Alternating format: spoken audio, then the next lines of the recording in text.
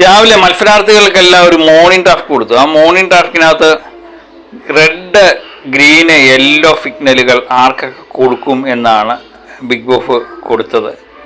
അതിലെ നിൽക്കാൻ സാധ്യതയില്ലാത്ത, ഇനി നിന്നിട്ടും വലിയ പ്രയോജനമില്ല ഇല്ലാത്ത വ്യക്തിക്ക് റെഡ് സിഗ്നൽ കൊടുക്കുക.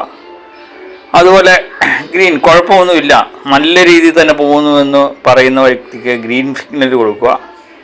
അതുപോലെ യെല്ലോ, കുഴപ്പമില്ല എന്നാൽ അല്പം കൂടെ ശ്രദ്ധിക്കണം എന്ന് വിചാരിക്കുന്ന വ്യക്തിക്ക് യെല്ലോ സിഗ്നൽ കൊടുക്കുക എന്നാണ് ബിഗ് ബോസ് പറയുന്നത്. ഏതായാലും ജിൻഡോ തുടങ്ങുന്നതിന് മുമ്പ് പറഞ്ഞു, എല്ലാവരും എനിക്ക് റെഡ് സിഗ്നൽ തന്നേക്കണം, ഞാൻ പുറത്തു പോകാൻ പോകുന്ന വ്യക്തിയാണെന്നുള്ള രീതിയിൽ ജിൻഡോ സംസാരിക്കുന്നുണ്ട്. എനിക്ക് തോന്നുന്നു അത് ജിൻഡോയുടെ ഒരു മൈൻഡ് ഗെയിമാണെന്ന് തോന്നുന്നു. അതുകൊണ്ട് പല ജിൻഡോയെ പറ്റി പറയണമെന്ന് കരുതിയ പലരും അത് വേണ്ടെന്ന് വെച്ചു. കാരണം അത് പുള്ളിയുടെ ഒരു ഗെയിമാണോ എന്ന് അവർക്കൊരു സംശയം ഉണ്ടായി. അതാണ് ഞാൻ പറയുന്നത്.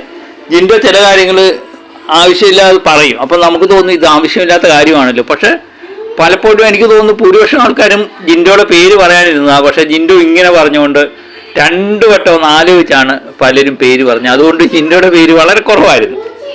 അതുപോലെ ജിൻഡോ പറഞ്ഞ പേരുകൾ ഏതൊക്കെയാണെന്ന് നോക്കാം. റെഡ് സിഗ്നലായിട്ട് ജിൻഡോ പറഞ്ഞത് ഗബ്രി, നിൻ്റെ കളിയൊക്കെ തീർന്നു, ഇനി നിനക്ക് തിരിച്ച് വീട്ടിലേക്ക് പോകാം എന്നാണ് ഗബ്രിയെപ്പറ്റി ജിൻഡോ പറഞ്ഞത്. അതാണ് ജിൻഡോയാണ് ഗബ്രിക്ക് റെഡ് സിഗ്നൽ കൊടുത്തത്. അതുപോലെ അൻഫിബയ്ക്കാണ് ഗ്രീൻ സിഗ്നൽ കൊടുത്തത്. അൻഫിബയുടെ കളി എല്ലാവരും കാണുന്നില്ല എന്നേ ഉള്ളൂ. കൃത്യമായ രീതിയിൽ തന്നെയാണ് അൻഫിബ കളിക്കുന്നത്.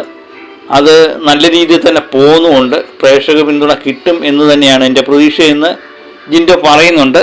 അത് തന്നെയാണ് പുറത്തുനിന്ന് നമുക്കും പറയാനുള്ളത് അല്ലേ. അൻഫിബ നല്ല രീതിയിൽ കളിച്ചു വരുന്നുണ്ട്.